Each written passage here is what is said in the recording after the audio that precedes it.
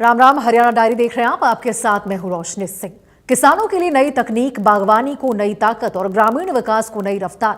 झज्जर से मुख्यमंत्री नायब सिंह सैनी ने विकास की ऐसी तस्वीर पेश की है जिसमें खेती, शिक्षा और जन सुविधाओं को एक साथ मजबूती देने का दावा किया गया है। 9 विकास परियोजनाओं के उद्घाटन के साथ सीएम सैनी ने साफ कर दिया कि प्रदेश अब पारंपरिक खेती से आगे बढ़कर हाई कल्चर और एग्रीकल्चर बिजनेस की नई राह पर चलने को तैयार है।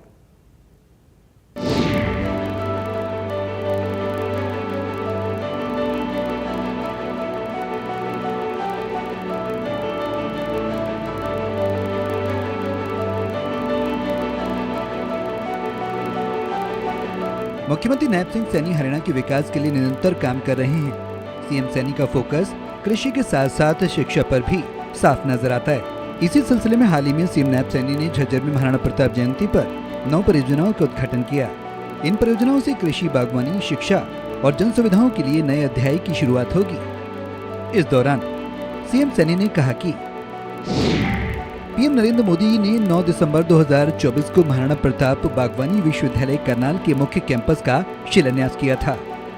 रैया में लगभग 100 एकड़ भूमि पर 13 करोड़ 27 लाख रुपए की लागत से स्थापित ये आधुनिक अनुसंधान केंद्र किसानों के लिए ज्ञान, नवाचार और नई तकनीक का महत्वपूर्ण केंद्र बनेगा। अत्याधुनिक प्रयोगशालाएं भी स्थापित की गई हैं, जहां फल, सब्जी और फूलों की उन्नत किस्मों के विकास पर काम किया जाएगा। साथियों, बागवानी अनुसंधान केंद्र सहित 9 परियोजनाओं के आज मुझे उद्घाटन करने का आप सबके बीच में अवसर मिला है। साथियों, इन परियोजनाओं पर 75 करोड़ 37 लाख रुपए की लागत आई है। ये परियोजनाएं इस बादली हलके के इलाके में कृषि एवं बागवानी विकास के साथ साथ शिक्षा व जन सुविधाओं के एक नए अध्याय का साथियों शुभारंभ करेंगे। विश्वविद्यालय की ओर से इससे पहले जींद, अंबाला, सोनीपत और करनाल में भी बागवानी अनुसंधान केंद्र शुरू किए जा चुके हैं। तो वहीं चरखी दादरी में भी अनुसंधान केंद्र का काम तेजी से चल रहा है, जो जल्द ही पूरा हो जाएगा। इस दौरान सीएम नायब सैनी ने पुष्प उत्पादन एवं बीज उत्पादन प्रौद्योगिकी उत्कृष्टता केंद्र का भी उद्घाटन किया। सीएम सैनी का कहना है कि अब समय हरित क्रांति से आगे बढ़कर वैल्यू क्रांति और हॉर्टिकल्चर क्रांति की ओर बढ़ने का है। पिछले 11.5 सालों में हरियाणा में बागवानी क्षेत्र का उल्लेखनीय विस्तार हुआ है। प्रदेश में इजरायल तकनीक आधारित 14 उत्कृष्टता केंद्र स्थापित किए गए हैं, जिससे किसानों को आधुनिक तकनीक और बेहतर उत्पादन की दिशा में मदद मिली है। साथियों, यह केंद्र कृषि अनुसंधान और आधुनिक तकनीक का एक ऐसा संगम बनेगा जो आने वाले वर्षों में साथियों हरियाणा की बागवानी अर्थव्यवस्था को एक नई ऊंचाई पर ये पहुंचाने का काम साथियों करेगा। साथियों, इससे पहले इस विश्वविद्यालय द्वारा जींद के बधाना, अंबाला के चांदसौली और सोनीपत के मोरथल तथा करनाल के अंजनथली में बागवानी अनुसंधान केंद्र खोले जा चुके हैं।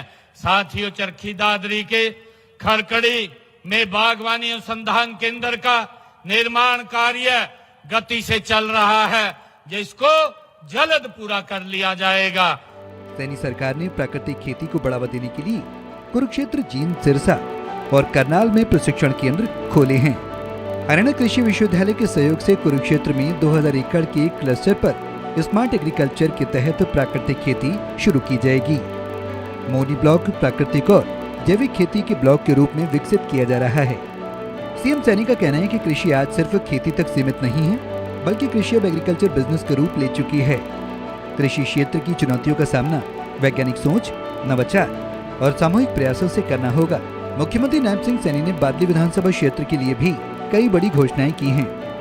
यदि ग्राम पंचायत पटौदा हमें जमीन उपलब्ध कराती है, उस सेंटर के लिए साथियों अगर वो तैयार होते हैं तो सभी नॉर्म्स पूरे होते हुए गांव पटौदा में मार्केट कमेटी का परचेज सेंटर साथियों बनाया जाएगा। बादली उपमंडल में 50 बेड के अस्पताल का होगा निर्माण। भिंडावास स्टेडियम को आदर्श स्टेडियम का मिलेगा दर्जा। 70 किलोमीटर लंबी 31 सड़कों का होगा नवीनीकरण। सीएम सैनी ने गांव बादली के विकास कार्यों के लिए 5 करोड़ रुपए अलग से देने की घोषणा की। सीएम सैनी का कहना है कि सैनी सरकार का लक्ष्य ग्रामीण क्षेत्रों में आधुनिक सुविधाएं उपलब्ध कराकर विकास को नई गति देना है।